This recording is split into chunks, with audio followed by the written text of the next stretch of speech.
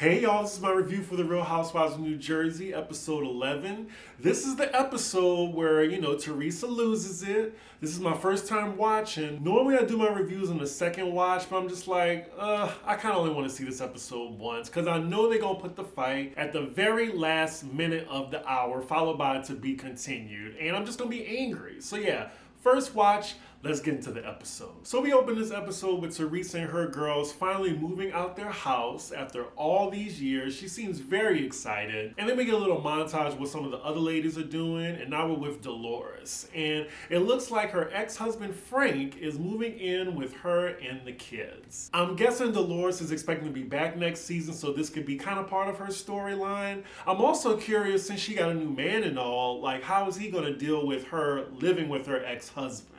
Anywho, yeah, so he's moving in. He has a chinchilla in his room because of his daughter, who's a veterinarian, is living in the house too. Are they all in some type of arrested development? Like they're just trying to relive their childhood? Because the kids are in their 20s now and they're just living in the same roof with their parents. I could not do that. Dolores also mentions that this is the first time their kids have lived with their father.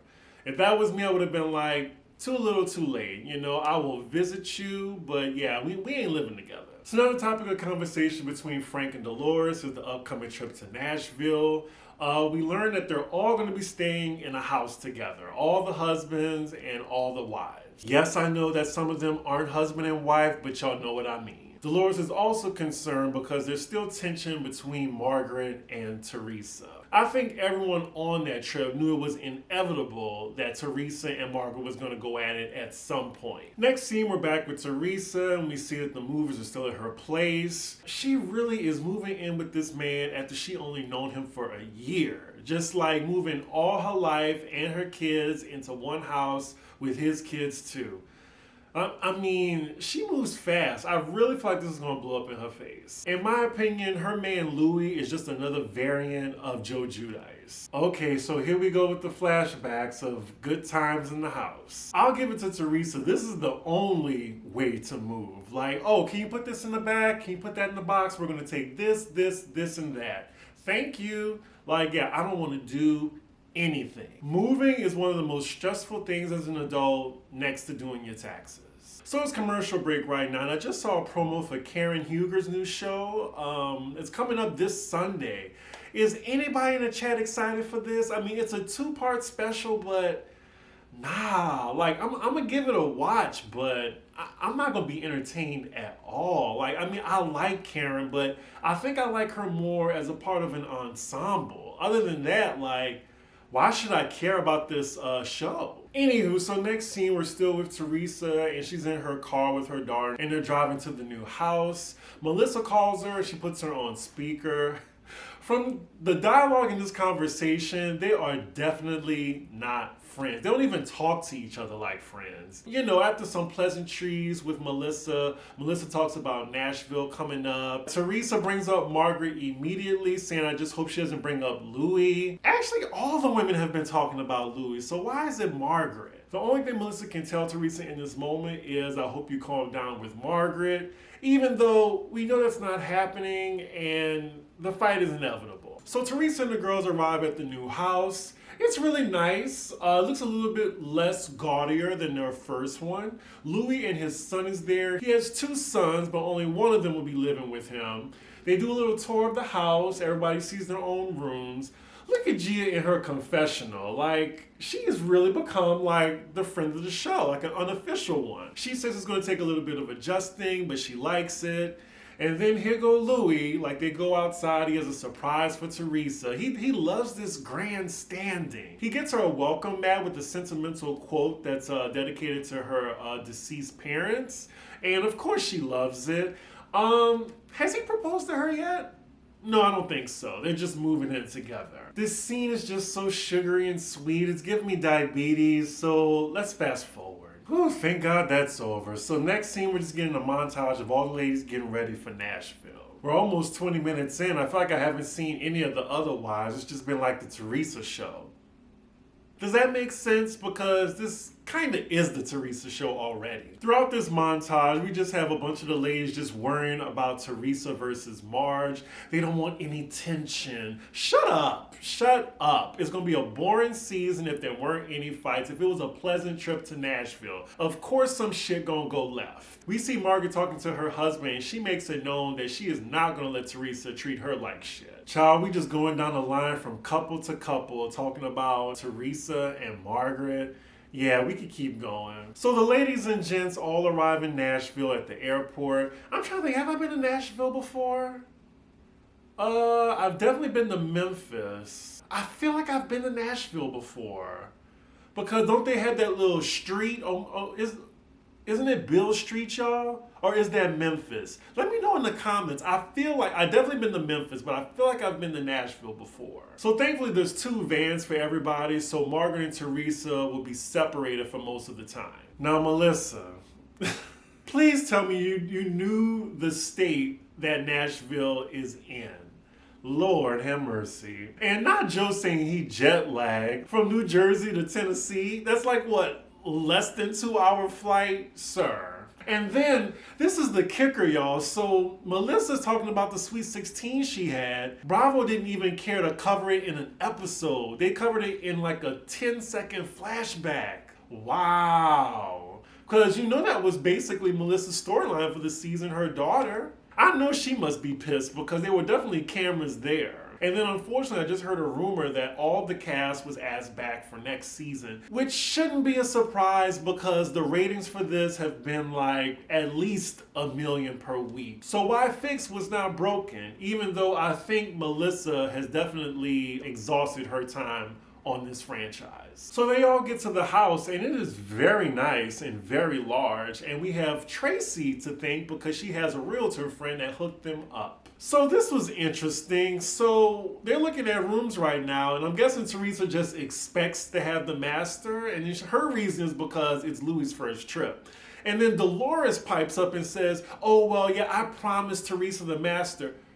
Girl, Dolores, you didn't even get the house. This is Tracy's hookup. Like, why is Dolores promising Teresa the master when it's not even like her home to do? Oh, wait, y'all, I might be mistaken. Is this Dolores' trip? Because I did hear she was the first one to talk about it. Huh. Y'all let me know in the comments. But anyway, I still think it's tacky of her to just go in and demand the master bedroom. So the men are outside being men. They just outside playing on that damn trampoline like they're all in their like early 20s. And then you have the women more concerned about who's getting what room. So we're with Teresa, Jackie, and Jennifer, and they're all talking. And Teresa actually talks to Jackie and saying, oh, has everything been going okay with you? Like, you've been pretty distant with me, like at the baseball game, I noticed. And Jackie's like, well, Margaret's my friend, so it just puts me in a real tight spot. And then Teresa's like, you're a smart girl, right? Right? You're smart. Jackie's like, I am smart. Now Teresa is trying to concoct some type of plan that Margaret is the one spreading the rumors about Louis. What? She's talking about some blogger who keeps leaking stories about Louis and trying to connect it to Margaret of all people. I mean, when you sign to do a reality show, of course people are going to do digging, and you shouldn't even be going on TV or get into the spotlight if you know you got skeletons in your closet, especially if you don't want them out. Soon as Jackie hears this, she immediately says, no, stop it, Teresa. At least they're not actually fighting, but Jackie is like, you are making up conspiracies right now. Well, thankfully, they don't bring this conversation downstairs with everybody else. I swear, Jersey has a bad habit of just like smushing all the filler in the middle, and then nothing happens until like the very end of the episode. They need to stop doing that. That's probably why they only get like maybe 14 episodes a season now. So we see Jackie talking to Margaret, and you know Margaret want to know the tea. And Jackie tells her, yeah, she's saying that you're the one that made up the rumor. Margaret calls her a fucking nutcase, and I'm going to be on Margaret's side on this one. Honestly, the only person that's talking about this right now is Teresa. Margaret has been minding her business so far, so Teresa needs to let it go. We now see Teresa in her room talking to Louis about like how she just doesn't trust Margaret and it's pissing her off.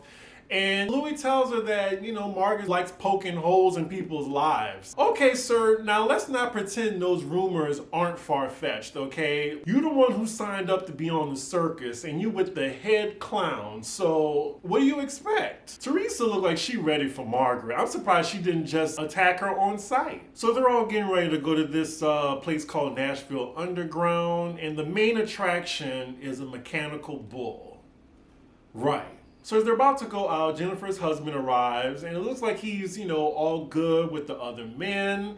Everything is back to normal with them. They call themselves the Wolf Pack. Okay.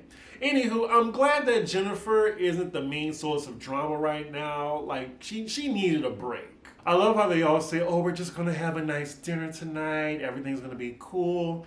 Okay. So they all get to this novelty restaurant. Side note, it really is uncomfortable now, like as they're all ordering food, and then we get to Jackie, and it's just like, okay, like, is she gonna be eating anything? But of course, she gets a salad. I just hate how production is definitely highlighting that. So now that they all order their food and everything, I guess they go to the other room to ride this mechanical bull. Now, if y'all think I'm gonna be recapping that, y'all done lost your mind. Fast forward. So in the middle of this bull riding thing, of course the men had to make a bet of it. And Joe Gorga, Mr. Chauvinist, I can last longer than all yous. Okay, I admit, the guys riding the bull, it was a little interesting. So at first, Joe Gorga, he held the lead, but then, Tiki, the athlete, the magical Negro, he won riding the bull the longest. So they're all back at the table now eating, and no fights yet. Everyone is enjoying themselves,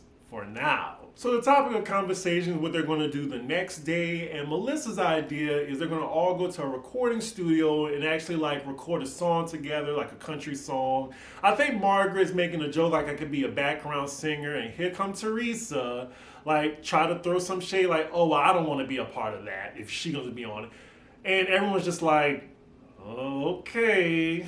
Thankfully, the waitress comes by with shots to interrupt that awkward moment. Oh, so this is where it went left. So Dolores brings up to Margaret oh yeah, Tracy's friend, the realtor or whatever. And then I think Tracy or Melissa say, oh, she knows everybody. Now Teresa, she jumps in, yeah, she knows everybody, doesn't she? Right? And this is her chance to say, oh, you talk to everybody about Louis, the bloggers and stuff. Teresa is ridiculous. I really cannot believe, is she really that dumb to think people are going to believe that Margaret was the one that started spreading rumors about Louis before he came on the scene? Now, I will give Teresa this. I don't think Margaret's actually concerned. I think she was just being messy talking about it. But other than that, you can't say Margaret started these rumors. These other women that Louis been with came to the forefront. That video leaked from somebody else. Margaret didn't leak the video. She just talked about it. The other ladies are silent. They do not want to get involved. You have Melissa just doing this, and the other ladies just looking side to side. Nobody wants to interject. I really wish somebody would stand up for Margaret in this moment, because they all know that Teresa is wrong. They just don't say anything. Oh, so they're getting loud. You got all the patrons around them staring. So they're both going back and forth, and now Margaret tells Teresa that she's a disgusting liar. You can see the wheels turn in Teresa's head, and then all of a sudden she just starts shoving shit along the table and then flings a drink in Margaret's direction. It gets on her. It is chaos at the table right now. Everyone just gets up. This is very reminiscent of season 1 Teresa, where she flipped over that table. That was uncalled for, Teresa. I'm sorry. If I was Margaret, I would have went my way around the table and dragged her. This couldn't happen on any of the black shows, Potomac, Married to Medicine, Atlanta. Oh, that would have been a fight. You know it would have been a fight. I would be so embarrassed if I was at that table. You have... And look at Bill in the back, Jennifer's husband. He just didn't even flinch. Damn, Margaret. She was wearing white too. She got red juice all over it. Oh! And there you have it. Margaret with the win right there. Just you're lucky you're not on parole. That's all she had to say. That is all she had to say. She got her right there. I'm sorry. Luckily, you're still not on parole. 10 points, Margaret. 10 points. And Teresa doesn't have that much of a vocabulary, so she's just calling her a whore, white trash, bitch, etc. I mean, at least the credits ain't rolling, so I'm gonna give it to them this episode. Like, we still got 10 minutes left. Wait, so none of these patrons got their cell phones out? I would have been recording all of that. Damn. Like, I would be mad if I was Margaret because nobody stood up for her. Nobody told you, Teresa, what the fuck are you doing? Those women are so scared of Teresa, and that's why it's like, they really need to recast some of these people. So they're separated right now. I think Teresa goes in a different spot of the restaurant. The other ladies are talking, and Dolores says, well, you know, I really don't know what happened. I don't agree with this, but I still have to go with Teresa because I rode with them. Margaret was like, no, you're not going with her. You're one of my best friends. We talk 5 times a day. No, I'm gonna be very upset if you go. Yeah, I'm with Margaret on that, but Dolores, she always gonna have Teresa's back. Always. I mean, she known her since they were like teenagers. So, I mean, her friendship with Teresa trumps yours, Margaret. Sorry. Even though, you know, Teresa's definitely in the wrong. And then I guess nobody questioned Melissa because they know that she's gonna have Teresa's back no matter what, even though she doesn't even want to. She doesn't even like Teresa. Teresa wants to beat the shit out of Margaret. I think that'd be an interesting fight to see. I don't think Margaret have hands though. Like, Teresa don't want that smoke. I mean, she's an ex-felon. I think she's bluffing.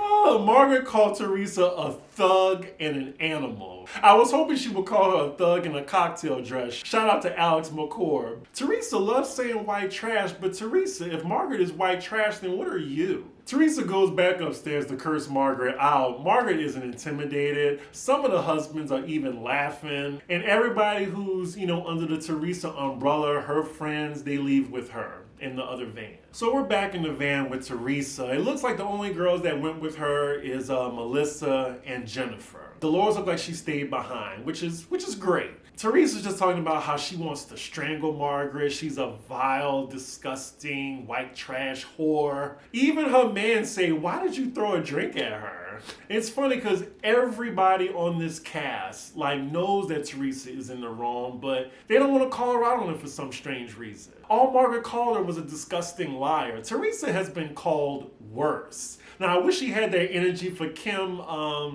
is it Kim D or Kim G? Y'all know the one I'm talking about, the one who owns Posh. She would never, because she know Kim will call some people for her. So we're back with the other ladies at the restaurant. They're just getting their food, which is crazy. So now they're just talking about how crazy that shit was that just happened. Okay, Dolores for this new confessional look. She's looking more and more like Black Dolores every episode. She's trying to like give a little bit of excuses for Teresa. She's saying she's a big girl. She just don't want you to talk about her man. He's a lifeline. We all get that. I mean, we understand that Teresa's a moron. She needs to find out that Louie's a con artist on her own. So it's whatever. And also, I mean, y'all know, for the ones who love Teresa, Margaret has thrown red wine at Danielle. She pushed her husband in the pool, as well as doused her with water. So what Teresa did wasn't that bad, but it looks like Margaret got a taste of her own medicine now. I mean, if we really gonna like, you know, keep it 100, like Margaret has done the same thing that Teresa has done. So everybody with Teresa, they get back to the house. It looks like they're just dropping off Teresa and they're gonna go back out. Teresa is still on like a cursing tirade. She says she is leaving. She's going to go to a hotel. She still has to see Margaret eventually, so I'm really curious as to how they're going to get past this. Melissa is so scheming. She made sure to text the rest of the ladies that Teresa's going to a hotel. So then we see Teresa and Louie going into the van and the door slams, and that is where the episode ends.